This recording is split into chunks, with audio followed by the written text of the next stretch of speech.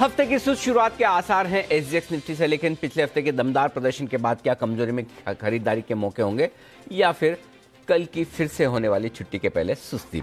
आइए करते हैं शुरुआत शेयर बाजार लाइव की। स्वागत है आप सबका। नमस्कार, मैं हूं अनिल सिंघवी और नमस्कार, मैं हूं दीपांशु भंडारी। अनिल जी, मई के बाद पहली छुट्टी आ रही है। हाँ। और लेकिन ऐसा लग रहा है कि कल की छुट्टी भले ही है, लेकिन इतना काम है इस पूरे हफ्ते बिल्कुल कि बता नहीं सकते। और ये काम लोग सोच रहे होंगे कि भाई काम क्या है, एक तो छुट्टी आ रही, ऊपर से कह रहे काम है। और अगले मंडे भी 15 अगस्त से तो बाजार बंद होंगे स्वतंत्रता दिवस पर, लेकिन इसी वजह से काम जा रहा है क्योंकि इस बार हम आज़ादी का अमृत महोत्सव मना रहे हैं, 75 साल पूरे कर रहे हैं। और जैसे कि आप सबको पता ही है, हमारी जो पूरी प्रोग्रामिंग है वो इंडिया एट 100 पर है। पूरा देश इंडिया एट 75 मना रहा है, हम इंडिया एट 100 मना रहे हैं।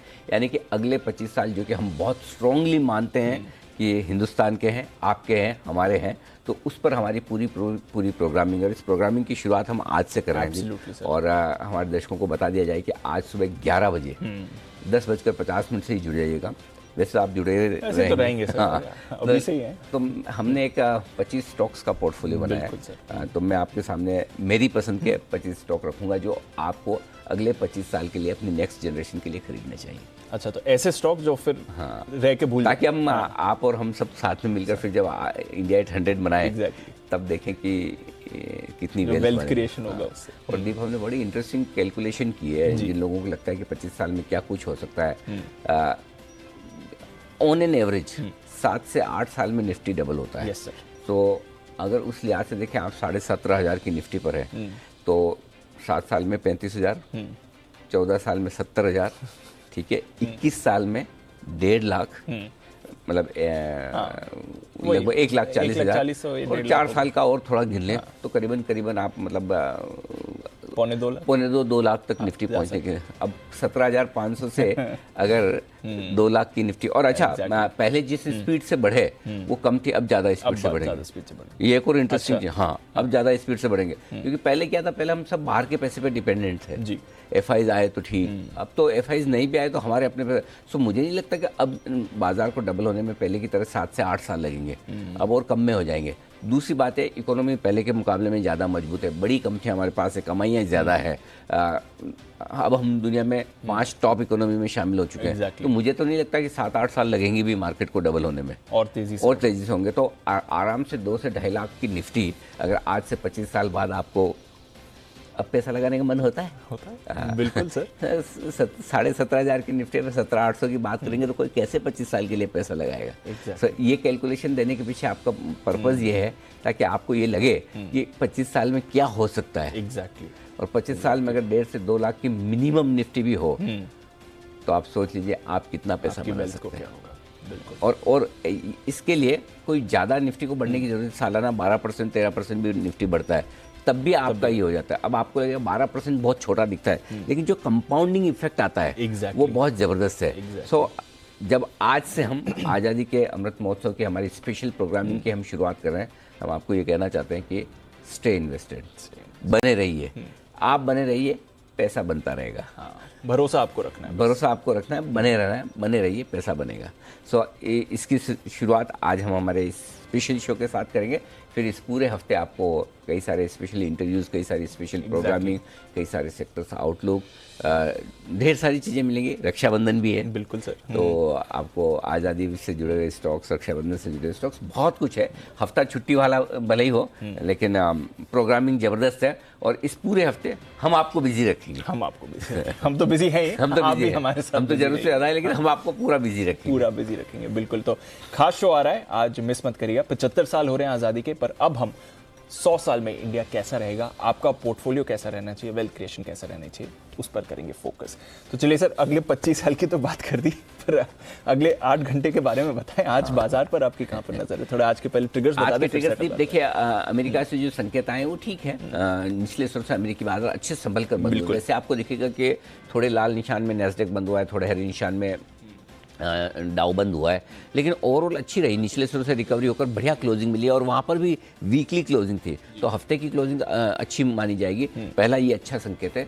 दूसरा संकेत अच्छा है, कच्चा तेल 6 महीनों के निचले स्तरों पर वीकली गिरावट के लिहाज से देखें तो 22 महीनों में सबसे बढ़िया वाला हफ्ता रहा है गिरावट के लिहाज से। 14% कच्चा तेल गिरा। सबसे बढ़िया बात दीपी कि $95 के नीचे टिक रहा है। ये हमारे कहा एसजेएक्स निफ्टी और डाउ फ्यूचर्स हल्के हल्के सुस्ती में है, 50 पॉइंट के आसपास दोनों ही कमजोर है। और इसका भी मैं बहुत विस्तार से और अच्छे से विश्लेषण करूंगा। एक बड़ी पंचलाइन आने की तैयारी में। अरे वाह, तो उसकी तैयारी देखिए। वीकेंड पर रिजल्ट्स आए और फिर कह सकता हूँ बैक बेंचर्स, एक भी रिजल्ट ऐसा नहीं जो मेरा चेहरे पर मुस्कुराहट ला सके। मतलब दिग्गजों के नतीजे, हाँ कैश मार्केट के कुछ बड़े इंटरेस्टिंग रिजल्ट्स हैं, उनका विश्लेषण हम करेंगे, तो उसके लिए आप हमारे साथ रहिएगा। बिल्कुल, तो नतीजों का विश्लेषण होगा आज भी नतीजों के लिहाज से। इनफैक्ट ये आने वाला पूरा हफ्ता नतीजों के लिहाज से काफी इंपॉर्टेंट रहने वाला है। थोड़ी रिकवरी आपको एसजेएक्स निफ्टी दिखा रहा है, अनिल जी मामूली गिरावट के साथ ही ट्रेड कर रहा है, कुछ ज्यादा बड़ा एक्शन वहां पर नहीं है। बट बताएं सर, एक बार पहले जरा ग्लोबल मार्केट्स का सेटअप समझ लेते हैं। कच्चे तेल से राहत है, अमेरिका में भी ठीक ठाक ही ट्रेड रहा, कुछ डेटा भी इंपॉर्टेंट था इनका। ज्यादातर चीजें अच्छी हुई है दीपा, मार्केट की क्लोजिंग ठीक है।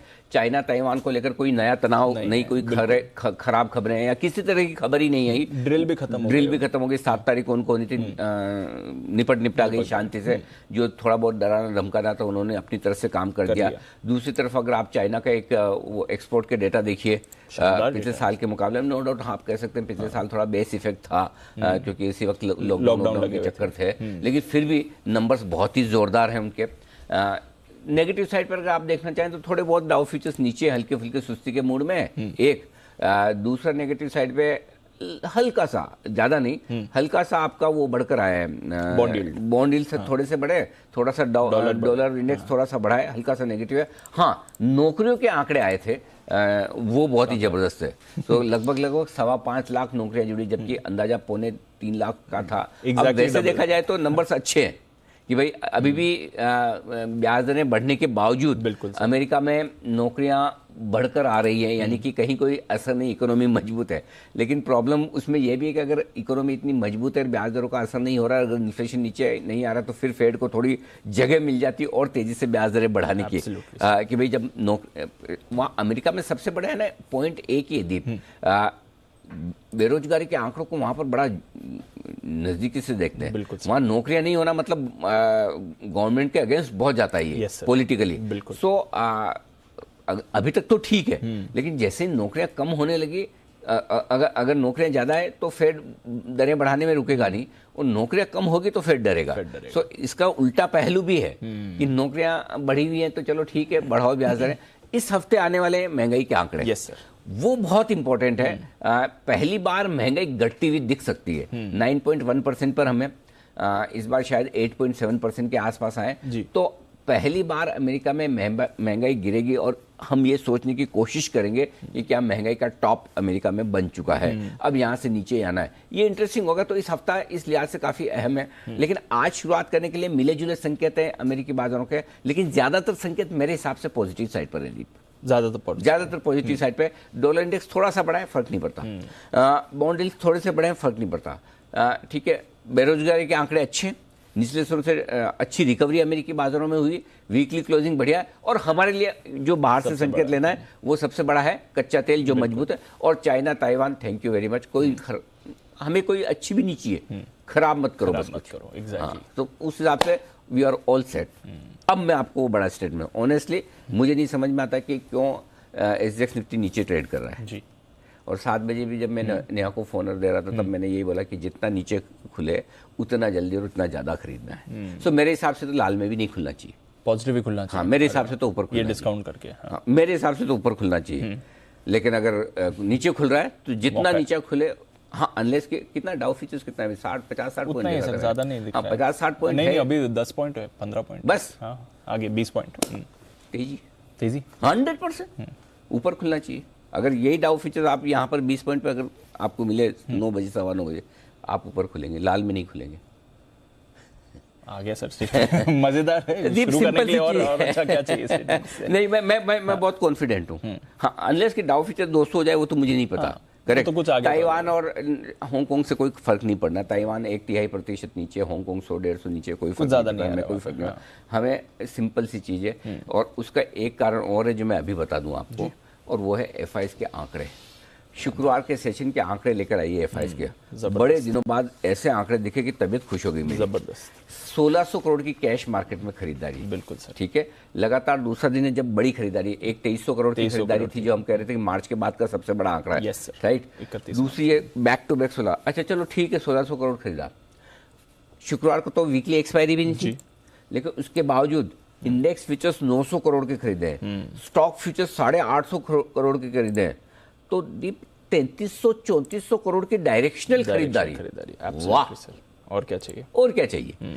सो आई थिंक मुझे इतना काफी है जो अमेरिका में हुआ है, और ये काफी है जो एफआईएस के डेटा, इन दोनों के दम पर हम ऊपर खुल जाएंगे। तो ये दो इंपॉर्टेंट ट्रिगर्स आगे साथ में। तेजी, हाँ, लाल में नहीं खुलना चाहिए। लाल में। ये अगर इसी वक्त खुलना होता यही संकेत होता ग्रीन में खुलेगा।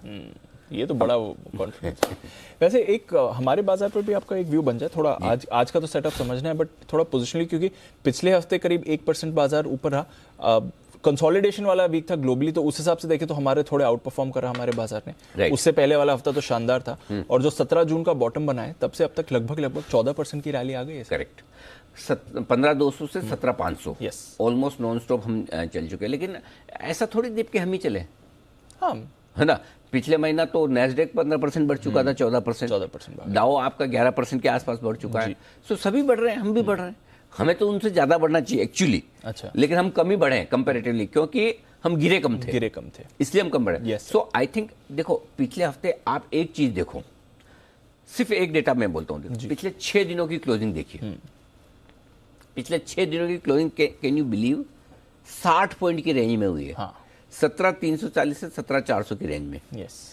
पिछले 340, मतलब एक दिन बीच में छोड़ दी है थोड़ी सी, उसके अलावा बहुत ही शानदार क्लोजिंग आपको रोज मिल रही है। ठीक है, तो मतलब 5 दिन एक तरह से आप 17,300 के ऊपर बंद हो रहे हैं। और जो शुक्रवार को क्लोजिंग मिली आपकी 17,397 की, वो वीकेंड सेशन में, वीकली सेशन में आप डे हाई पर क्लोजिंग के हिसाब से इस पूरे रन की हाईएस्ट क्लोजिंग मिली है। तो तकनीकी तौर पे कहाँ कमजोर हैं आप? कमजोर हैं, बिल्कुल करेक्ट, एग्जैक्टली। वीकेंड सेशन पे उल्टा लोगों को डर होना चाहिए कि अच्छी तेजी के साथ बंद हो रहे हैं तो चलो ठीक है थोड़ा कम करके जाते हैं, है ना। उसके बजाय खरीदारी हो रही है, तो मेरे ख्याल से आप बढ़िया बंद हुए हैं, कहीं कोई दिक्कत वाली बात नहीं है। और एक और चीज जो है सबसे बड़ी बात ये है कि अब आपको बाय सपोर्ट मिल रहा है एफआईएस की तरफ से। एफआईएस ने पिछले 2 हफ्तों में एक चीज दिखा कि हाँ, कभी मन आया तो दम लगाकर खरीदेंगे, नहीं मन हुआ तो बेचेंगे नहीं। Exactly. So, अगर सप्लाई ना हो उतना भी काफी है, क्योंकि अब तक तो भारतीय बाजार अपने निवेशकों के दम पर और म्यूचुअल फंड्स की खरीदारी पे ही बढ़े, राइट। और अगर एक और चीज है, पिछले 2-3 महीनों में थोड़े से फ्लोज धीमे हुए हैं, नेगेटिव नहीं हुए फंड्स में, लेकिन जैसे ये वापस आपका 1500 पॉइंट निफ्टी बढ़ गया तो वापस लोगों का मूड बन जाएगा, नहीं नहीं यार पैसा तो यही बनता है, हमने 15,200 मिस कर दिया, ये तो तेजी है। सो आई थिंक वो सारा ठीक है। एक ही रिस्क है मार्केट में, चाइना ताइवान की, वो कभी खत्म नहीं होगी, और वो कब आएगी न मुझे पता है, ना आपको पता है, हो सकता है ना भी आए, और जब आएगी तो हमें नोटिस देके नहीं आएगी, राइट। अब मतलब किसी दिन तो हम ऊपर जाएंगे, मर जाएंगे, इस चक्कर में जीना छोड़ दें। जो मौका है वो अभी का है ना। मतलब अगली सांस आएगी नहीं आएगी किसको पता है, लेकिन जब तक जी रहे तब तो आज ये दिन होगा, लड़ लेंगे चाइना ताइवान वाले, तब की तब देखी जाएगी। या तो फिर इतना डर लगता तो भैया ठीक है, फिर घर बैठो और क्या, मत करो। मार्केट में तो रिस्क तो 50 आती है और कह के नहीं आती। सो वो एक रिस्क है मार्केट की। उसके अलावा धीरे धीरे आप बाकी रिस्क से बाहर निकल रहे हैं, वो कंफर्ट आ रहा है। तो ये बड़ा चेंज है। अगर ये ग्लोबल रिस्क नहीं पैदा नहीं होती आज मैं भाई कच्चा तेल $93-94 पे कूदना चाहिए ऐसे तो टेबल पे चढ़ के, लेकिन इसलिए डर लगता है कभी ये लड़ पड़े वापस तो इसको 120 होने में भी टाइम नहीं लगता है ना। तो वो अननोन रिस्क हमेशा मार्केट में रहेगी, वो कभी लाइफ में खत्म होती है। ये तो चलो इतनी नोन तो है कि हमें पता है ये रिस्क है, नहीं तो कितने रिस्क तो ऐसे होते हैं जो आपको पता नहीं होता कि ये आ सकता है, आउट ऑफ सिलेबस कंप्लीटली आता है, और आता है डील करना पड़ता है। ये सब डील करने के बाद ही तो आप 18,000 निफ्टी पे हैं, 55-60 हजार के सेंसेक्स पे, है ना। सारी नेगेटिव खबरें होने के बावजूद आप यहाँ पहुंचे, इसलिए ठीक है, बीच में जो वो ट्रेडर्स के लिए मुश्किल वाला टाइम हो सकता है, अचानक से कभी कोई ख़राब खबर आ जाए और उसका डर लगे तो आप हेजिंग करके ओवरनाइट रखें, बट अदरवाइज मुझे नहीं लगता कोई समस्या, कोई दिक्कत वाली बात। बहुत लोगों को रियलाइज नहीं हो रहा, आप टॉप से सिर्फ 7-8% ही दूर हैं, हम ज़्यादा हाँ, डिस्टेंस नहीं है। 18 से क्या बचा है आपका? 1000 पॉइंट, 1200 पॉइंट मुश्किल से डिस्टेंस नहीं है ज़्यादा हमारा। तो चलिए, बढ़िया संकेत हैं बाजार के लिए, और ऐसे मूड अच्छे करने वाली है। आज के लिए भी आपने मूड अच्छा कर दिया, और अगले 25 साल के लिए जो एक जो आपने ये आउटलुक दिया है, 25 साल वाला तो जोरदार मजा आएगा दीप, तो जबरदस्त है। मैं भी है ना अपनी कुछ जिम्मेदारी से थोड़ा हल्का होना चाहता हूँ, क्योंकि बहुत लोग पूछते हैं कि अच्छा जेन्युइनली पूछते हैं कि चलो ठीक है अनिल जी, आप कोई सा 5-15 दिन में बढ़ जाएगा, शॉर्ट टर्म वाला मतलब कम से कम लॉन्ग टर्म का तो बताओ, नेक्स्ट जनरेशन के लिए 5-10-15 साल के लिए ऐसे स्टॉक तो बता दो कम से कम। मेरे को तो बताने में ये इशू है कि बता दिया, एक आध कोई बता दिया, एक बताया, फिर पता चला उसी में कोई कभी ऊपर नीचे हो गया, वापस कब निकलना है, 25 साल का किसने देखा। तो 25 साल का एक बढ़िया पोर्टफोलियो बना लिया यस सर, एब्सोल्युटली। तो पोर्टफोलियो तो बना ही सकते हैं। और उस पोर्टफोलियो में मुझे पता है 4-5 स्टॉक ऐसे होंगे जो शायद नहीं चलेंगे, लेकिन आपके 15-20 स्टॉक चल गए, और उसमें से 5-10 स्टॉक ऐसे हैं जो एक्स्ट्रा ऑर्डिनरी रिटर्न निफ्टी से ज़्यादा दे गए, आपका काम हो गया। सो हमने मेहनत की है, कुछ अच्छे स्टॉक्स चुने हैं, कुछ ऐसे नाम है जो आपको पता है कि आपको सरप्राइजिंग, अरे हाँ ये तो हमें पता है, कुछ ऐसे अरे वाह ये भी लिया जा सकता है 25 साल के लिए, देखिए। बिल्कुल, तो ज़रूर जुड़े, 11 बजे वो स्पेशल 25 आज आपको दिखेगा। चलिए सर, फिर आज का सेटअप समझते हैं आपसे, बताएं आज के संकेत। ग्लोबल संकेत मैंने न्यूट्रल से हल्के पॉजिटिव साइड पर रखे हैं दीप। एफआईएस के संकेत पॉजिटिव हैं, डीआईज ने बिकवाली की है 500 करोड़ की, लेकिन उसके बावजूद मैंने न्यूट्रल रखा है। कोई खास बिकवाली का आंकड़ा बड़ा है नहीं और लगातार नहीं है, इसलिए न्यूट्रल है। वायदा कारोबार के संकेत थोड़े बेहतर हुए, क्योंकि शुक्रवार को नई सीरीज की शुरुआत के साथ ही वीकली सीरीज की शुरुआत, पुट कॉल रेशियो मेरा कम है, तो उस हिसाब से मैंने पॉजिटिव रखा है। सेंटीमेंट पॉजिटिव है, एक्चुअली ट्रेंड मुझे पॉजिटिव कर देना था, लेकिन मैं कर नहीं पाया, तो अब मैं सोच रहा हूँ नहीं कर पाया, तब पर थोड़ा सा और रुक जाता हूँ। कायदे से तो पॉजिटिव हो चुका है ट्रेंड भी, लेकिन मेरे ख्याल से ट्रेंड 17,200 के ऊपर ट्रेंड पॉजिटिव हो चुका है। एक बार मुझे फिर से थोड़ी पढ़ाई करनी पड़ेगी इसके मामले में। मुझे लगता है कि मैं कहीं मिस कर गया कि ट्रेंड को पॉजिटिव कहाँ करना था। शायद मैंने ये सोचा होगा 17,675, 17,775 आखिरी बाधा है, तो 17,800 पार कर लेगा तो मैं इसको पॉजिटिव कर दूंगा, शायद मैंने ये सोचा होगा। अचानक से मुझे भी अभी ध्यान आया कि अभी तक ट्रेंड न्यूट्रल क्यों चल रहा है, देखते हैं। तो ये सारे आज के लिए आपके संकेत। अब आइए सपोर्ट की बात। 17,300, 17,350 तुरंत सपोर्ट का काम करेगा निफ्टी में, और इस रेंज में आए तो ही खरीद लीजिए। यहाँ खुले, मैं तो सोच ही रहा था 17,350, थोड़ी देर पहले तो था एग्जैक्ट, मैं तो सोचा था वहाँ मिल जाएगा, और थोड़ी प्रीमियम निकाल दो आप, 20 पॉइंट की प्रीमियम है, तो 325, 300 के आसपास मिल जाए तो क्या कहना, जबरदस्त लेवल मिल जाता है, बहुत बढ़िया। सो मेरे हिसाब से तो गैप से जितना गैप से खुले उतना ज़्यादा और उतना जल्दी लेना है। क्लियर दिमाग में, मतलब इधर उधर देखना सोचना नहीं है। हाँ, डाउ गिरा जाए 100, 150, 200 तो फिर मुझे नहीं पता, वो आप अपना देखो। हाँ, फिलहाल तो कुछ नहीं। हाँ, अभी की सिचुएशन से मैं बता सकता हूँ जी। तो उस हिसाब से तो लेना ही है, कोई टेंशन वाली बात है नहीं। इसके ठीक नीचे 17,150, 17,225, ये बहुत ही स्ट्रॉन्ग सवाल। कभी गलती से जैसे 2 दिन पहले एक्सीडेंट से आया एकदम आ जाए तो दीप किसी को पूछना भी मत, सीधा हाँ ले लो एकदम बिंदा, बहुत बढ़िया जगह है लेने के लिए। ऊपर में 17,475, 17,525 हल्की फुल्की रुकावट की जगह है। शुक्रवार को भी आपने 17,474 का ही हाई बनाया है, गुरुवार को 490 का बनाया, तो ये कंजेशन जोन है, इसलिए मैं बार बार बोलता हूँ फ्रेश बड़ी खरीदारी 525 के पार करेंगे, करेक्ट। तो वही आप जाकर आप अटक रहे हैं। 600-675 प्रॉफिट बुकिंग की रेंज है, 17,600, 17,675 के आसपास अगर हम पहुंचते हैं आज तो। बैंक निफ्टी 38,000 से थोड़ा सा नीचे हम बंद हुए, 37,920 के आसपास, वो भी एवरेज क्लोजिंग में, अदरवाइज तो 37,990 के आसपास ही बंद हुए थे। 37,625, 37,750, इसको 37,775 कर दो, 25 पॉइंट बढ़ा दो, 37,625, 37,775, ये 150 पॉइंट की रेंज पहला सपोर्ट, और यहीं पर खरीदा जा सकता है बैंक निफ्टी को। फिर भी नीचे के लिए आपको एक और सपोर्ट रेंज जो ध्यान में रखनी है, वो है आपका 37,375 से 37,500 स्ट्रॉन्ग बाय जोन। ऊपर 38,050, 38,225 हल्की फुल्की रुकावट की जगह, पार निकले तो 38,350, 38,500 वो रेंज है जहाँ प्रॉफिट बुकिंग आपको आती हुई दिखेगी। Understood sir. दिन के सपोर्ट रेजिस्टेंस, दिन के सपोर्ट और रेजिस्टेंस ओके, 17,400 पे हम बंद हुए, ठीक है। 17,350, 17,300 दो छोटे सपोर्ट हैं, 225, 175 और 100, बस खाली 5 ही सपोर्ट है दी। काफ़ी है, इससे ज़्यादा चाहिए। 5 में ही आप देखो 17,400 वाला 17,100 तक की रेंज कवर होगा। यानी कि है ना, मार्केट बहुत अच्छे लेवल्स दे रहा है आपको, कि आपको ज़्यादा मेहनत करने की ज़रूरत नहीं लेवल्स के लिए।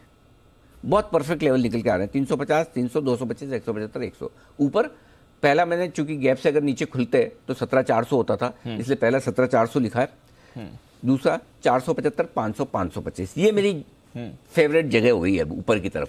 475 से 525, तो हायर साइड पे निफ्टी के हायर लेवल ये हो गए। इसके पार निकले तो फ्रेश बढ़िया खरीदारी, फिर 600, 650 और 17,675 तक आप जाने की कोशिश करेंगे। क्लियर है? बैंक निफ्टी 37,920 पे आप बंद हुए, तो पहला जो लेवल दीप है वो शुक्रवार के लो का 37,775, दूसरा 37,700, तीसरा 37,625, ये तीन तो विजिबल है। 37,500, 37,375 और 37,250 स्ट्रॉन्ग बाय जोन में बैंक निफ्टी आ जाएगा, अगर आया तो। यहाँ भी लेवल कम ही आ रहे हैं। वैसे भी मैंने आपको बोला है कि 36 से 37,000, 37 से 38,000 की रेंज में लेवल थोड़े कम है। अब आइए ऊपर की तरफ, 37,975 और 38,050, ये दो छोटे लेवल हैं। 38,150, 38,225 मीडियम लेवल है। ये तो ऊपर तक के लेवल सारे के सारे आपके लिए विजिबल है, नोट कर लीजिए।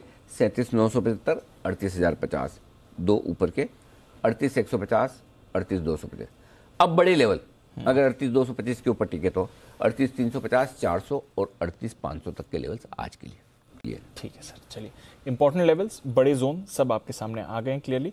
नजर रखते हैं इन रेंजेस को आज बाजार रिस्पेक्ट करेगा या नहीं। ये इंटरेस्टिंग है सर, एफआईएस की लॉन्ग्स बड़ी हैं, but put call ratio I think लगातार चौथे दिन हमने नीचे आते हुए देखा है सर, ये समझाएं थोड़ा। बहुत कंफर्टेबल है जी। 1.05 का पुट कॉल रेशियो तेजी के मार्केट में बहुत ही कंफर्टेबल है। मतलब फुल फ्लेज, मतलब दम लगा के अनाप शनाप वाली तेजी की पोजीशन नहीं, वो अच्छा है। उल्टा पुट पीसीआर घटा है, जबकि निफ्टी बंद होते होते तो 15 पॉइंट ऊपर था, लेकिन घट गया, बढ़िया है।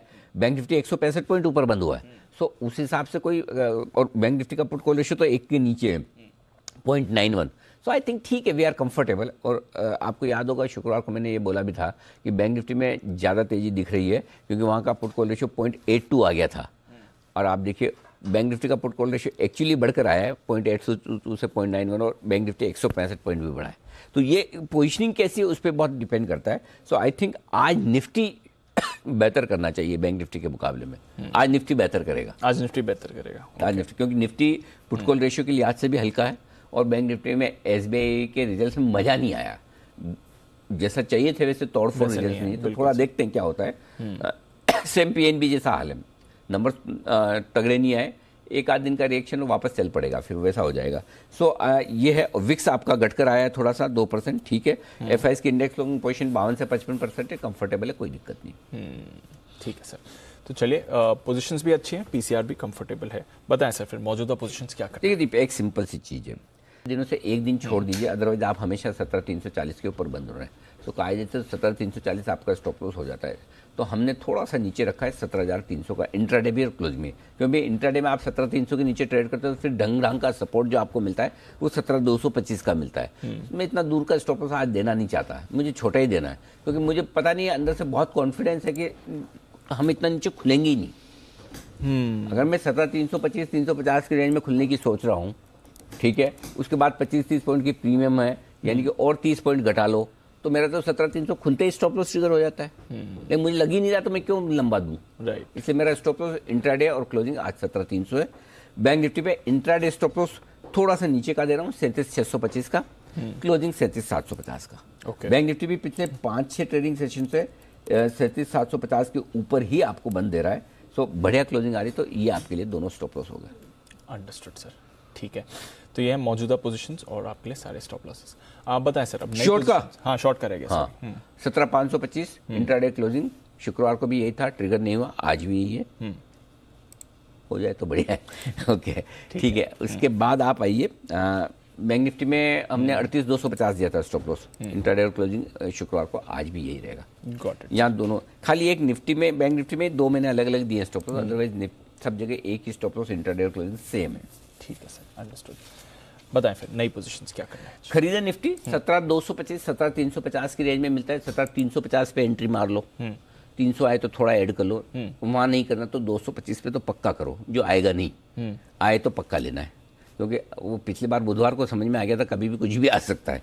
नहीं आए ये नहीं सोचने का, उस दिन 161 का लो बनाया था और किसी को समझ में नहीं आया कि क्या किया, किसने किया, क्यों किया है। तो इसलिए कभी ऐसा कभी ये सोचने का नहीं होगा, ऐसा मतलब और कॉन्फिडेंस में कभी रहना नहीं है, आएगा तो छोड़ना नहीं है। तो इस रेंज में लेना है आपको। स्टॉप लॉस 17,150 का होगा, 17,380, 17,400 दो छोटे टारगेट हैं, 17,475, 17,500 और 525 मेरी फेवरेट जगह है जहां पर जाकर हम रुकेंगे। पार करके निकले तो 17,600 से 17,650 ये है आपके लिए खरीदारी की। बेचने में दीप थोड़ा मामला ट्रिकी है, क्योंकि मैं थोड़ा पॉजिटिव बुलिश थोड़ा हूँ आज, तो मुझे बेचने के लिए जगह ढंग की मिल नहीं रही कि कहाँ से शुरू करें। मैं बहुत कंफर्टेबल तो 17,600 पे हूँ, वो 200 पॉइंट दूर है। अब आज का आज तो आएगा नहीं, ऐसा तो नहीं लगता अभी कि 200 मतलब पॉजिटिव होने का मतलब ये तो नहीं 17,600 ही दिख जाए। सो 17,525 के आसपास, 475 से 525 वो रेंज है जो कंजेशन वाली है। सो अगर आप एग्रेसिव ट्रेडर हैं तो 475 से मूड बनाएं, उस वक्त देखें कि भाई डाउ कैसा है, रुपया क्या चल रहा है, ठीक है। ये सारी चीज़ों को देखकर आप वहाँ मूड बनाइए बेचने का। अगर लगे तो 475 पे दे दीजिए, नहीं तो 525 पे दीजिए। और नहीं लगता कि सब ठीक है, डाउ 200 ऊपर हो गया, सब कुछ ठीक है, चाइना ताइवान क्या था हम भूल ही गए, ये सारी ऐसी फीलिंग आने लगे, तो आप आराम से रुको। कौन सी जल्दी हड़बड़ी क्या है बेचने की? बेचने में कोई हड़बड़ी करनी नहीं है, प्रॉफिट बुकिंग करना अलग बात है, हड़बड़ी नहीं करनी। सो अगर आपको मूड माहौल वहां लगे कि हाँ भाई ठीक है दे सकते हैं तो वहां बेचिए, नहीं तो 17,600 तक आपके रेंज है बेचने की। स्टॉप लॉस थोड़ा दूर का है, वही लगाना है, नहीं लगा सको तो मत बेचना। वो रिस्क लेना है। हाँ नहीं हो तो तभी करना। सही स्टॉप लॉस वही है, क्योंकि नजदीक का नहीं है। और नजदीक का लगाओ तो आप अपनी मर्जी से लगाओ, मेरा क्या लेन देन। 17,700 ये आपका स्टॉप लॉस होगा। 17,475 छोटा टारगेट है, क्योंकि वहीं से रेंज से हम शुरू करें। एक्चुअली पहला वाला हटा ही देना चाहिए, क्योंकि हम वहीं से सोचना शुरू कर रहे हैं। हाँ, तो पहला टारगेट 17,400, क्योंकि अगर 600 पे बेचो तो 475 अच्छा हो जाता है। लेकिन 17,475 हटा दीजिए। पहला टारगेट जो बनेगा 17,400, 17,375 दो छोटे टारगेट है, 17,350, 17,302 मीडियम टारगेट, 17,225, 17,175 फाइनल टारगेट, जिसके लिए करनी है आपको बिक वाली। बेचने में ट्रिकी है मामला आज, थोड़ा ट्रिकी रहेगा। बैंक निफ्टी खरीदे 37,625, 37,775 इस रेंज में मिले तो पक्का खरीदना है, यहां लेना चाहिए स्टॉक। और ये मिल भी सकता है जी। अगर एसबीआई के रिजल्ट, वैसे तो एसबीआई में एक भी डाउनग्रेड आया नहीं है, किसी का भी लेवल भरोसा सबने रखा। हाँ, भरोसा सबने रखा, क्योंकि एसेट क्वालिटी ठीक है, प्रोविजनिंग कम है, लेकिन जैसे नंबर चाहिए तोड़ फोड़ वैसे नहीं है। सो आई डोंट नो स्टॉक क्या रिएक्ट करेगा, वो बात की बात है। लेकिन 37,475 का स्टॉप लॉस रख के खरीदना है, स्टॉप लॉस यही रखना है और इसी रेंज में लेना है, इसमें कोई छेड़छाड़ मत करना। खुलते ही खरीदने वाला है तो मैं 9,8 पे बता दूंगा कहाँ सेटल होता है, ठीक है। तो ये आपके लिए रेंज होगी। ऊपर का टारगेट 37,900, 975 दो छोटे टारगेट, 38,050, 38,150, 38,225 मीडियम टारगेट। ऊपर जाएंगे तो 38,350, 38,500 तक की जगह बनेगी, वहां पर आपको करनी है प्रॉफिट बुकिंग। अब आइए बैंक निफ्टी बेचने में, यहां भी ट्रिक वही है दीप कि बेचे कहां। सो हम 38,150 से 38,350 की रेंज में बेचेंगे। 150 पे थोड़ा, 225 पे थोड़ा, 350 पे थोड़ा थोड़ा बेच सकते हैं। स्टॉप लॉस 38,500 का होगा, थोड़ा दूर का है और वही लगाना है। टारगेट जो बनेंगे 38,050, 38,000 और 37,925 ये तीन छोटे टारगेट हैं। 37,750, 775 और 650 ये तीन मीडियम टारगेट है, और 37,500 का बड़ा टारगेट है, फाइनल टारगेट, जिसके लिए करनी है आपको बिक वाली। Understood sir. बैन लिस्ट का भी मैं आपको अपडेट दे देता हूँ। ट्रिपल हो गई है बैन लिस्ट अब। एस्कॉर्ट्स तो था ही बैन में बना हुआ है, उसके साथ ही बलरामपुर चीनी और डेल्टा कॉप ये भी नए बैन में जुड़ गए। तो आज 3 स्टॉक्स हैं बैन में, इसका आप ध्यान रखिए। एफआईएस का डेटा आपने समझा दिया सर। वायदा कारोबार का डेटा एक ही लेवल इंपॉर्टेंट है दीप, ऊपर 17,500। ओके। कोल्स में 62 लाख शेयर हैं, 30 लाख शेयर जो शुक्रवार को जुड़े, लगभग हाईएस्ट ओपन इंटरेस्ट है। हाईएस्ट 18,000 पे, वहाँ भी 62 ही है, 5-15,000 का फर्क होगा। सो इसको हाईएस्ट ही मानो आप। तो 17,500 तो 17,475, 17,525 हमारा कंजेशन जोन पिछले हफ्ते का इस हफ्ते भी रहेगा। अच्छा। मजा तो 17,525 के ऊपर आएगा, 525, हाँ, करीब 125 पॉइंट ऊपर यहाँ से। नहीं तो तब तक इस रेंज में प्रॉफिट बुकिंग ये डेटा दिखा रहा है। सपोर्ट कहाँ है? ज्यादा बड़े डेटा नीचे है नहीं। पुट मतलब पुट राइटिंग ज्यादा है ही नहीं। पुट राइटिंग ज्यादा नहीं है, इसका मतलब मार्केट हल्के है। मार्केट हल्का है, बिल्कुल। तेजी की पोजीशन बने ही दिख रही। 17,200, 200, 300 और 400 तीनों ही पुट पे 28 लाख शेयर है। अच्छा, हाँ, तीनों पे 28। सो आप 17,400 पे हल्की फुल्की रुकावट है, वहाँ खुलेंगे, वहीं से आपको तेजी मंदी डिसाइड करनी है, वहीं पर आप बंद भी हुए हैं। 17,400 के पुट पे 28 लाख शेयर है, कॉल्स पे 33 लाख शेयर है, मेक और ब्रेक वही लेवल और बंद भी वही हुए हैं। आ गया 17,400 SGX पे, बिल्कुल रह गया 25 पॉइंट, 50 पॉइंट की रिकवरी हो गई। एब्सोल्युटली। अब आइए बैंक निफ्टी, 38,000 मेक और ब्रेक लेवल है। 38,000 के पुट पर 13 लाख शेयर हैं, कॉल्स में आपके लिए 20 लाख शेयर हैं, तो 38,000 के ऊपर टिके हुए हैं। 38,050 के ऊपर आप बढ़िया हैं, फर्स्ट क्लास, और वो हो जाएगा। ऊपर 38,500 हल्की फुल्की रुकावट है, नीचे 37,500 हल्का फुल्का सपोर्ट है। तो बेसिकली 17,400 और 38,000 आपके लिए डिसाइडर है। ओके, तो ये है आपके लिए सारे इंपॉर्टेंट लेवल्स। इंटरेस्टिंग डे होना चाहिए बाजार के लिहाज से, बट नतीजों के लिहाज से भी रिएक्शन की आप बात कर रहे थे, ज्यादा आपको कुछ पसंद नहीं है, बट कुछ कैश मार्केट के नतीजे अच्छे लगे दोनों तरफ बताएं। SBI तो हम बात कर चुके हैं, इंप्रेसिव नहीं है लेकिन एक भी डाउनग्रेड नहीं है। तो लेट्स सी क्या होता है। मतलब वैसे ही है कि नीचे आएगा तो लेने के लिए लोग तैयार बैठे हैं उसको, कैसा है। तो हो सकता है रिजल्ट्स के बाद थोड़ा नीचे खुले PNB की तरह, लेकिन वापस 1-2 दिन में वो PNB भी आप देखें ना ठीक हो गया, सब बढ़िया हो गया। SBI भी शायद वैसा ही करना चाहिए। बाकी रिजल्ट में MGL ठीक है, HPCL मतलब मैं इसलिए बोलता हूँ, इसके तो अनुमान बताने नहीं चाहिए। HPCL BPCL के कभी नहीं। अच्छा, मैं कोई बताता भी तो मैं इस पर भरोसा नहीं करता। किसने बताए थे? वरुण, तुमने बताया था? नहीं, लेकिन IOC से मैं सीख गया था कि लॉस ही बताना है। बताना लॉस ही है। वरुण भी क्या करेगा, इनके नंबर्स अनप्रेडिक्टेबल है एक्चुअली। सो कितना 10,000 करोड़ का लॉस है HPCL इस बार। तो कंपटीशन है, किसका ज्यादा लॉस है, तीनों में ही कंपटीशन है। सो गिरेंगे एक बार तो, सबको पता है गिरना ही है। तो HPCL BPCL कमजोर है, NMD से ठीक ठाक से मिले जुले। मतलब एक भी रिजल्ट तोड़फोड़ मजा नहीं है कि जिसको मैं बोलूँ ये 5% तो भागेगा, ऐसा रिजल्ट एक भी नहीं है। ज्यादातर कमजोरी की तरफ। लेकिन हाँ दीप, मुझे थोड़े कैश के स्टॉक रिजल्ट्स अच्छे दिख रहे हैं, उस पर मैं बात करना चाहता हूँ।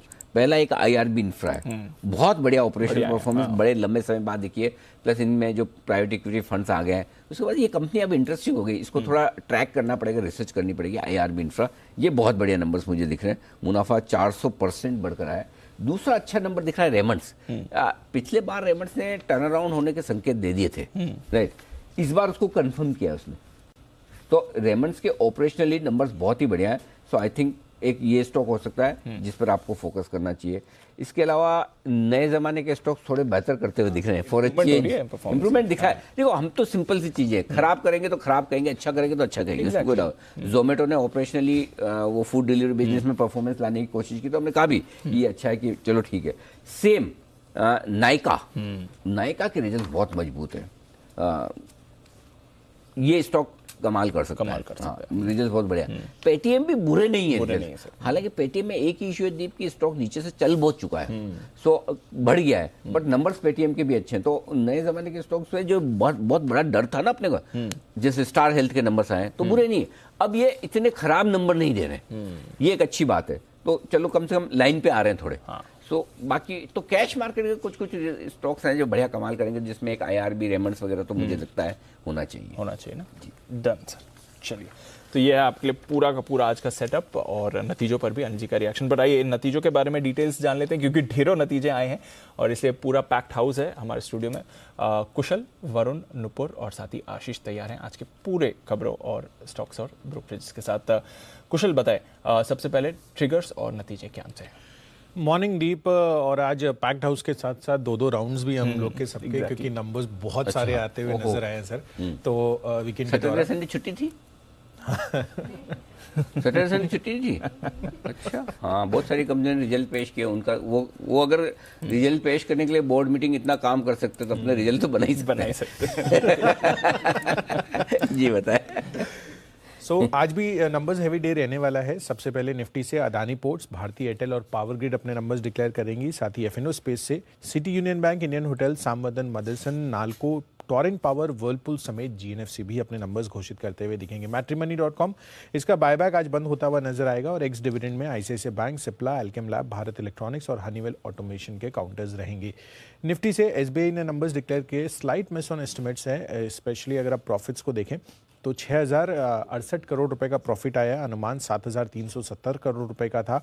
साथ ही एडवांस ग्रोथ करीबन 15% हुई है और एस्टिमेट्स भी लगभग इसी रेंज में थे। इनफैक्ट जीएनपीए 3.91% आते हुए दिखे हैं, अनुमान 3.8% का था। तो जितनी उम्मीद थी एसेट क्वालिटी में गिरावट होने की, यानी कि एसेट क्वालिटी सुधरने की, उतना रिलेटिवली नहीं हुआ है, बट सुधार हुआ है। तो एसबीआई ये नंबर्स आते हुए दिख रहे हैं। बीपीसीएल नंबर स्टैंडअलोन आधार पर क्यूओक्यू बेसिस पर काफ़ी कमज़ोर हैं। इनफैक्ट घाटा जो आया है 6,290 करोड़ रुपए का, पिछले तिमाही में 2,400 करोड़ का लगभग मुनाफा था, और जबकि घाटा जो हम अनुमान कर चल रहे थे वो 4,900 करोड़ रुपए का था। तो ओवरऑल नंबर्स ऑपरेशनली और बॉटम लाइन फ्रंट पर वीकर साइड पर देखने को मिल रहे हैं।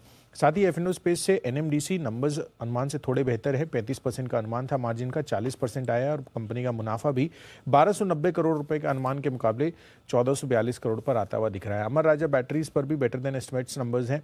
कंपनी की एबिटा 241 करोड़ का एस्टिमेट्स था, 261 करोड़ आया है। कंपनी की मार्जिन भी 10% पर क्लॉक इन किए हैं। इनफैक्ट कंपनी का मुनाफा 115 करोड़ का एस्टिमेट था, 131 करोड़ आता हुआ दिखा है। और अंत में मैरिको, यहाँ पर भी ऑपरेशनल आधार पर नंबर्स बेटर दिख रहे हैं, 19% एस्टिमेट्स के मुकाबले मार्जिन्स 20.6% पर आए हैं। मार्जिन्स पर हम फ्लैट रहने की उम्मीद लगाकर चल रहे थे, और कंपनी की जो मुनाफा है वो इनलाइन आ रहा है। 371 करोड़ का अनुमान था, 377 करोड़ पर ये भी फिगर आता हुआ दिख रहा है। तो लार्जली इनलाइन नंबर्स के साथ ऑपरेशनली बेटर नंबर्स मैरिको के। ओके, तो ये हैं आपके लिए कुछ नतीजे। आइए जाना जाए वरुण से भी, उनके पास कौन से नतीजे। मॉर्निंग वरुण, बताइए। मॉर्निंग दीप। तो सबसे पहले तो एचपीसीएल, अनिल सर ने तो बता ही दिया कमजोर नतीजे। मैं आपको आंकड़ा बता देता हूँ। लॉस जो है 10,200 करोड़ पे आया है। एबिटा लॉस जो है 12,495 करोड़ पे आया है। रेवेन्यूज हालांकि यहाँ पे करीब 17% बढ़े हैं। जो क्रूड थ्रूपुट है उसमें बढ़ोतरी है, डोमेस्टिक सेल्स में बढ़ोतरी है, लेकिन जीआरएम जो मान के चल रहे थे कि $22-23 के आसपास आएगा, वो $16.69 पे आया है। तो जीआरएम भी अनुमान से काफ़ी कम है। इसके साथ साथ बोर्ड ने कंपनी के मेंबर से मंजूरी ली है एक्स्ट्रा फंडिंग के लिए, करीब 30,000 करोड़ से बोरिंग बढ़ा के 50,000 करोड़ कर ली है बोरिंग की लिमिट जो है। अब एमजीएल, यह नतीजे ऑलमोस्ट एज पर एस्टिमेट्स है। सेल्स करीब 34% बढ़ी है, 1,455 करोड़ के आसपास आया है। एबिटा 285 करोड़ पे आया है, 280 करोड़ का अनुमान था। एबिटा मार्जिन हालांकि अनुमान से बेहतर है, 19.2% का अनुमान था, 19.6% पे है, लेकिन 19.8% से गिरे हैं, लेकिन गिरावट कोई ज़्यादा नहीं है। मुनाफा 40% बढ़ा है, 185 करोड़ पे निकल के आया है। वॉल्यूम में 8.8% की बढ़ोतरी है। पेट्रोनेट एलएनजी अनुमान से थोड़े कमज़ोर है। रेवेन्यू जो है करीब 27-28% बढ़े हैं, हालांकि एबिटा में 9% की गिरावट है। एबिटा मार्जिन जो है गिर के 7.5% पे आए हैं, 7.7% का अनुमान था।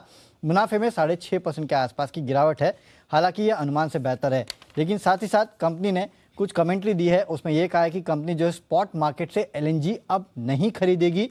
हाई कीमत की वजह से लोकल गैस की मांग जो है उसमें वो नहीं बढ़ने वाली है, ये इनका मानना है। इसके लिए एलएनजी नहीं खरीदेंगे।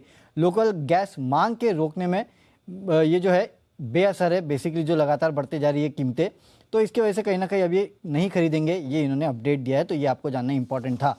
अब कैश के नतीजे, जिसमें बीएलएस इंटरनेशनल है, रेवेन्यूज अच्छी खासी बढ़ोतरी हुई है, 178 करोड़ से बढ़ के 273 करोड़।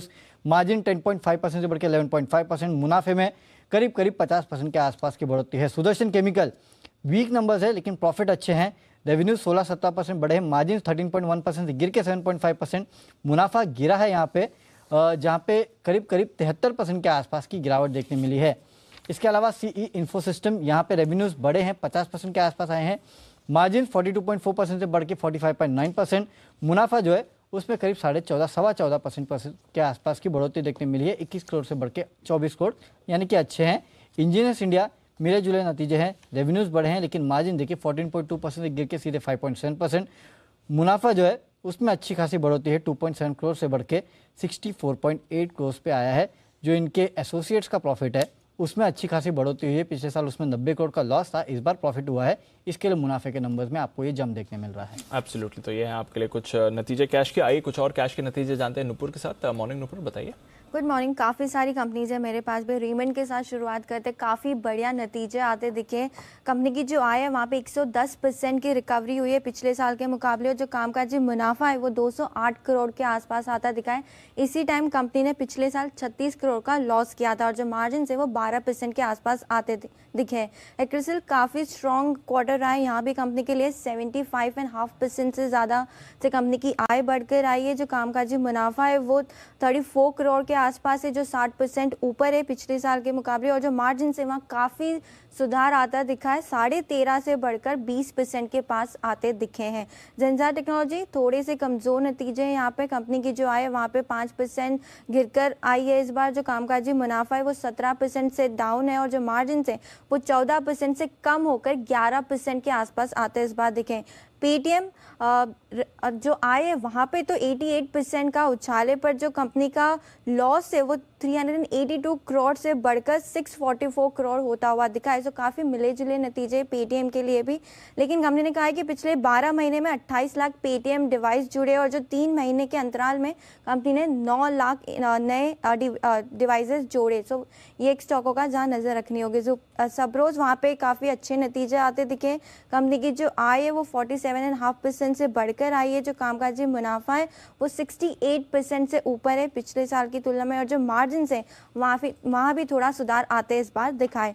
नायका काफ़ी बढ़िया नतीजे आते दिखे, कंपनी के 41% से कंपनी की आय इस बार बढ़कर आई है, जो कामकाजी मुनाफा है वो 70% से ज़्यादा इस बार बढ़ा है, और जो मार्जिन है वो भी 3.5% से बढ़कर 4% के आसपास आते दिखे। लेकिन कंपनी ने कहा है कि जो इन्फ्लेशन है, बढ़ते हुए इन्फ्लेशन के चलते कंजम्पशन डिमांड रिकवरी में थोड़ा सा इम्पैक्ट आता दिख सकता है।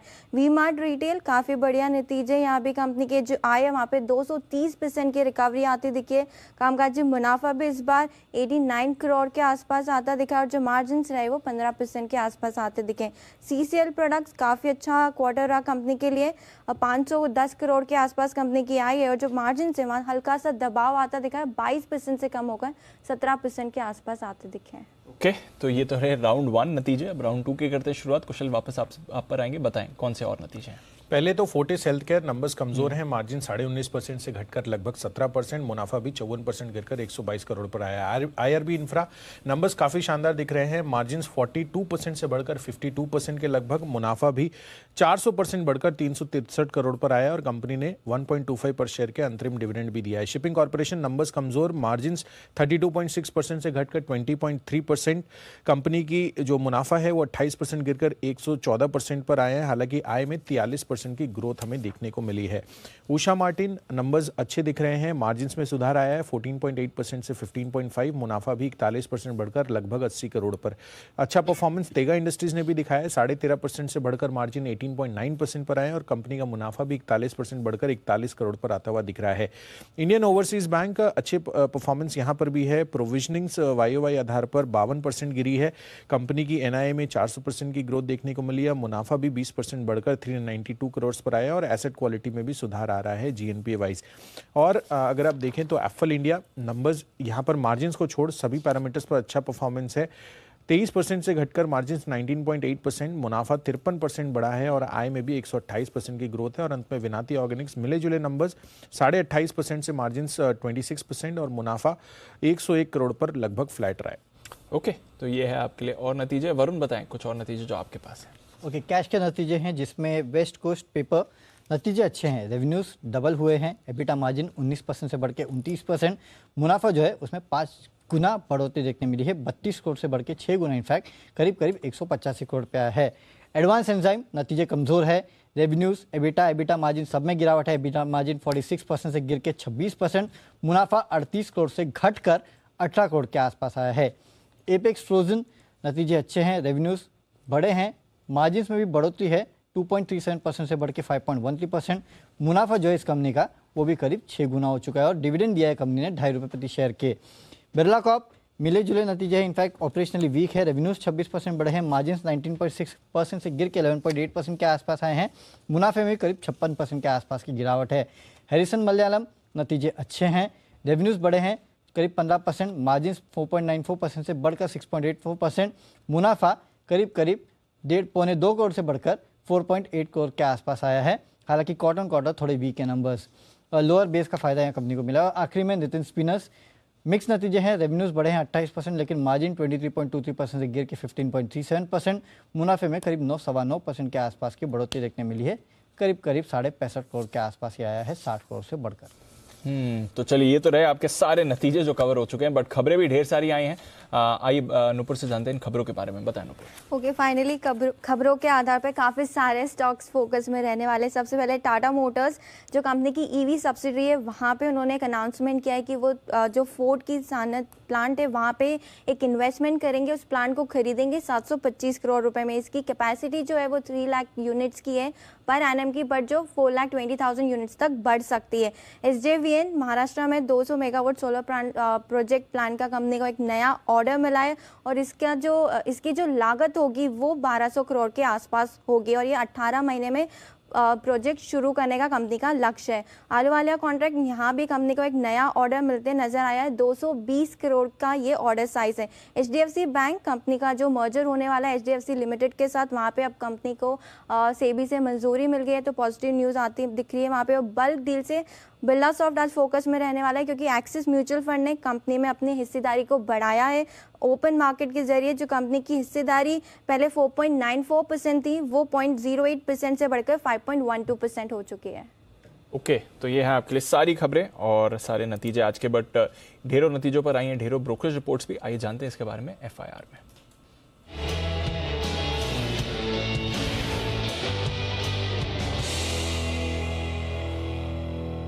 मॉर्निंग आशीष, पहले तो बताएं आज की टॉप रिपोर्ट्स कौन सी हैं? Good morning Deepanshu. आज सबकी नजरें जो हैं सबसे पहले स्टेट बैंक ऑफ इंडिया पर रहेगी। नतीजे अगर आप देखें तो आपको खास बढ़िया नहीं लगेंगे, लेकिन इंटरेस्टिंग ये है कि 3 ब्रोकरेज हाउस ऐसे जिन्होंने टारगेट प्राइस को बढ़ाया है। सबसे पहले देखिए, सिटी खरीदारी किराए को बरकरार रखे, लक्ष्य 590 से बढ़ाकर 630 कर दिया है। मॉर्गन स्टैनली ने भी ओवरवेट की रेटिंग को बरकरार रखा है, 580 से बढ़ाकर 620 कर दिया है। HSBC ने भी खरीदारी किराए दिए, 600 से लक्ष्य को बढ़ाकर 630 कर दिया है। 531 की जो है कल की क्लोजिंग है। इसके अलावा अगर आप देखें तो CLA से भी खरीदारी किराए को बरकरार रखे हुए, टारगेट 660 रुपये का दिया है। JP मॉर्गन ओवरवेट की रेटिंग दे रहे हैं, 650 के लक्ष्य लो। मैक्वारी ने आउट परफॉर्म की रेटिंग को बरकरार रखा है, सबसे ज़्यादा लक्ष्य दे रहे हैं 665 रुपये का। और सभी मान रहे कि आगे जाकर जो है ग्रोथ आपको काफ़ी बढ़िया देखने को मिल सकती है। BPCL देखें, यहाँ पर जो ब्रोकरेज हाउस की तरफ से रिपोर्ट आई है, सिटी खरीदारी किराए को बरकरार रखे हैं, लेकिन लक्ष्य 450 से घटाकर 420 कर दिया है। क्रेडिट स्विस ने आउट परफॉर्म की रेटिंग दी है, लक्ष्य 400 रुपये का दिया है और मान रहे कि पूरे वित्त वर्ष 2023 में भी अगर आप देखें तो कंपनी घाटा ही दर्ज करेगी। जेफरीज खरीदारी किराए को बरकरार रखें, लक्ष्य 465 से घटाकर 410 कर दिया है। सिटी लंबे समय से स्टॉक के ऊपर बेरिश है, खरीदारी किराए देते लेकिन लक्ष्य देते 295 रुपये का और करीब 250 रुपये के आसपास की क्लोजिंग है। जेफरीज ने रेटिंग को डाउनग्रेड कर दिया है, पहले खरीदारी किराए दिया करते थे ये, अब अंडर परफॉर्म की रेटिंग दे रहे हैं और लक्ष्य भी देखें तो 270 से घटाकर 210, यानी स्टेट बैंक ऑफ इंडिया पर टारगेट प्राइस हाई किए गए हैं।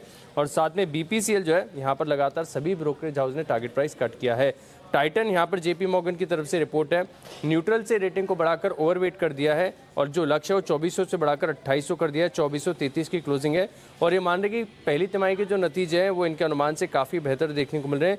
पूरी डिस्क्रिशनरी स्पेस में अगर आप देखें तो इनका पसंदीदा स्टॉक है, मान रहे आगे जाकर भी काफ़ी बढ़िया ग्रोथ देखने को मिलेगी। मैक्वारी ने आउट परफॉर्म की रेटिंग को बरकरार रखा है, लक्ष्य 2800 से बढ़ाकर 2900 कर दिया है। सिटी ने खरीदारी किराए दी है, लक्ष्य 2890 से बढ़ाकर 2970 कर दिया है। मॉर्गन स्टैनली ने भी ओवरवेट की रेटिंग को बरकरार रखा है, 2621 रुपये के लक्ष्य के लिए। M&M यहाँ पर भी नजर रखिए, नोमेरा की तरफ से रिपोर्ट है, खरीदारी किराए को बरकरार रखा है, 1308 के लक्ष्य के लिए 1308 से लक्ष्य को बढ़ाकर इन्होंने 1505 कर दिया, 1234 की क्लोजिंग है। वहीं CLA से अगर आप देखें तो खरीदारी किराए को बरकरार रखें, 1498 रुपये के लक्ष्य के लिए। ये मान रहे कि नतीजे अगर आप देखें तो मार्जिन के लिहाज से कमजोर थे, लेकिन दूसरी ऑटो कंपनीज के मुकाबले मार्जिन बेहतर हैं और SUV बुकिंग्स के जो रुझान आ रहे हैं वो अपने आप में काफ़ी बढ़िया है, जिसके चलते M&M एक ऐसा स्टॉक है जहाँ पर आपको खास नजर रखनी है। ओके, तो ये तो रही आज की कुछ टॉप ब्रोकरेज रिपोर्ट्स। और कौन सी रिपोर्ट्स हैं आशीष आपके पास? दीपांशु, MGL यहाँ पर नजर रखिएगा, क्रेडिट स्विस ने जो है न्यूट्रल की रेटिंग को बरकरार रखा है, 785 रुपये के लक्ष्य ले। ये मान रहे कि पहली तिमाही तो ठीक ठाक थी, लेकिन आगे जाकर चुनौतियां बढ़ती हुई नजर आ सकती हैं। पेटीएम यहाँ पर भी सबकी नजर रहेगी, मैक्वारी ने जो है अंडर परफॉर्म की रेटिंग को बरकरार रखा है, 784 पर लुढ़क कर स्टॉक आ गया है, अभी भी 450 पर लक्ष्य को बरकरार रखे हुए हैं और मान रहे कि आगे जाकर जो सस्टेनेबिलिटी के इश्यूज हैं ये आपको देखने होंगे। गोल्डमैन सैक्स ने खरीदारी किराए को बरकरार रखा है, लक्ष्य 1050 से बढ़ाकर 1100 रुपये कर दिया है। ये कह रहे हैं कि पेटीएम पेमेंट्स बैंक में जो नए एनरोलमेंट्स हैं इनके ऊपर अगर कोई भी सख्ती हटती है तो अपने आप में एक पॉजिटिव ट्रिगर हो सकता है। मॉर्गन स्टैनली ने इक्वल वेट की रेटिंग को बरकरार रखा, लक्ष्य 675 से बढ़ाकर 785 कर दिया है। नायका यहाँ पर भी खास नजर रखिएगा, न्यूट्रल की रेटिंग गोल्डमैन सैक्स ने बरकरार रखी है और लक्ष्य 10 रुपये से बढ़ाकर फॉर्मेलिटी कर दी है, 1490 से बढ़ाकर 1500 कर दिया है, 1411 की क्लोजिंग है। जेफरीज ने खरीदारी की राय को बरकरार रखा है, 1650 रुपये के लक्ष्य लिए। सिटी ने भी खरीदारी की राय दी है और लक्ष्य 1570 से बढ़ाकर 1640 रुपये कर दिया है। हमारा राजा बैटरीज यहाँ पर जेपी मॉर्गन ने न्यूट्रल की रेटिंग को बरकरार रखा है, लक्ष्य 550 से बढ़ाकर 565 कर दिया है। मेरिको पर अगर आप देखें तो मैक्वारी ने आउट परफॉर्म की रेटिंग दी है, लक्ष्य 560 से बढ़ाकर 575 और अंत में पेट्रोनेट एलएनजी यहाँ पर जेफरीज ने खरीदारी किराए को बरकरार रखा है, लेकिन जो लक्ष्य है वो 320 से घटाकर 285 कर दिया है, 216 की क्लोजिंग है। तो ये है ढेर सारी रिपोर्ट्स जिन पर आज रहेगा एक्शन, और एक्शन को आगे बढ़ाने के लिए तैयार है एक्सपर्ट्स का दमदार पैनल। बंसल जी हमारे साथ जुड़ चुके हैं और साथ ही सुमित जी उनके पड़ोस में, और दूसरी तरफ हैं उनके जैन साहब, सिमी जी और हिमांशु गुप्ता साहब भी हमारे साथ है तैयार। आप सबका बहुत बहुत स्वागत है। चलिए शुरुआत करते हैं कुछ अच्छे नतीजों के साथ जिन पर फोकस किया जाए। रेमंड्स, जैन साहब राय दीजिए आपके। लगातार दूसरी तिमाही ऐसी है जहां दमदार नतीजे आए हैं और टेक्सटाइल कंपनी में आमतौर पर ऐसे नंबर्स अच्छे ही आ रहे हैं। बताएं सर, रिजल्ट्स के बाद क्या है आपकी राय? बिल्कुल, रेमंड्स पे वैसे देखिए, मैंने पहले जब भी बात की गई या मैंने इसको वैसे कभी भी रेकमेंड नहीं किया है, बट यस पिछले कुछ क्वार्टर्स में जो भी ये रिजल्ट्स आ रहे हैं और जो मैनेजमेंट में जो काफी एग्रेशन आया है उसको देखते हुए लगता है कि यस कंपनी बहुत अच्छे वैल्यूएशंस पे अवेलेबल है अभी, और काफी बड़ा करेक्शन भी ऊपर के लेवल से आ चुका है और रिजल्ट्स भी अच्छे हैं। तो बिल्कुल जिन्होंने ले रखा है वो होल्ड करके रखें, क्योंकि जो ऊपर के लेवल्स जो है 1200 करीब 80-1300 के लगभग गया हुआ है। तो मुझे लगता है कि वापस से मार्केट्स के साथ और जिस तरीके के रिजल्ट्स है और टेक्सटाइल के स्टॉक जैसा कि आपने कहा कि बहुत बढ़िया चल ही रहे हैं, तो ये ऊपर जाना चाहिए। तो मेरे हिसाब से it's a good hold from this level से। तो अच्छा होल्ड है इन लेवल से। रेमंड, इस पर रखिए नजर। इनफैक्ट जैन साहब के कई सारे रिकमेंडेड स्टॉक्स के नतीजे आए हैं, एक एक करके इन सब स्टॉक्स पर भी जैन साहब से रहेंगे राय। इंजीनियर्स इंडिया, जरा इस पर भी एक बार राय लेते हैं बंसल जी से। बंसल जी जरा देखें इंजीनियर्स इंडिया के चार्ट को और बताएं सर क्या व्यू है इस पर। दिपांशु, काफी समय से ये स्टॉक अगर आप देखें तो चला नहीं है और अब शायद चलने की तैयारी कर रहा है। पॉजिटिव क्रॉसओवर यहाँ ऑलरेडी देखने को मिला है। तो technically Dipanshu all is well as long as stock जो है 66 रुपए 50 पैसे 6650 के ऊपर है, तब तक सब ठीक है। तो 6650 के स्टॉप लॉस के साथ बने रहने की और खरीदारी की राय है। ओके, तो ये है आपके लिए EIL इंजीनियर्स इंडिया, जिस पर आपको रखनी है नजर। ये भी अपने नतीजों पर रिएक्ट करते हुए दिखेगी। अमर राजा, इसमें थोड़ा आपको एक्शन आते हुए दिख सकता है, ये नतीजों पर रिएक्ट करेगा और थोड़ा अनुमान से बेहतर इनके नतीजे आते हुए दिखे थे। सिमी जी, कोई राय अमर राजा के चार्ट पर? बीच में एक अटेम्प्ट इसने किया था, पर बाकी ऑटो एंसिलरी के हिसाब से देखें तो उतनी मूव अभी इसमें नहीं आई है। Very good morning Deepanshu. मुझे लगता है कि अमर राजा चार्ट में फ्लैटिश ही है, पर एक ब्रेकआउट का इंतजार ये भी कर रहा है। 514-515 का लेवल मैं वॉच करूंगी, वही 100 डेमा है जहां पे ये स्टॉक रेजिस्टेंस ले रहा है। जब ये 514-15 के ऊपर जाके सस्टेन करने लगेगा, इसमें फ्रेश मोमेंटम देखने को मिलेगा। ऐसे चार्ट देख के लग रहा है दीपांशु कि एक बार ब्रेकआउट का इंतजार तो ये कर रहा है और ब्रेकआउट आएगी भी। ये स्टॉक एकदम कंसोलिडेशन खत्म हो चुका है, अब वॉल्यूम का साथ होगा और 515 के ऊपर जाके सस्टेन करने लगेगा तो 540-550 तक का रैली एक्सपेक्ट किया जा सकता है। तो ये है आपके लिए अमर राजा, इस पर भी रखिए नजर। हिमांशु जी, मॉर्निंग सर। जरा SBI देखें, यहाँ पर नतीजे थोड़े अनुमान से ज्यादा खास नहीं रहे, बट ब्रोकरेजेस का भरोसा बरकरार है। चार्ट्स क्या कहती है सर SBI?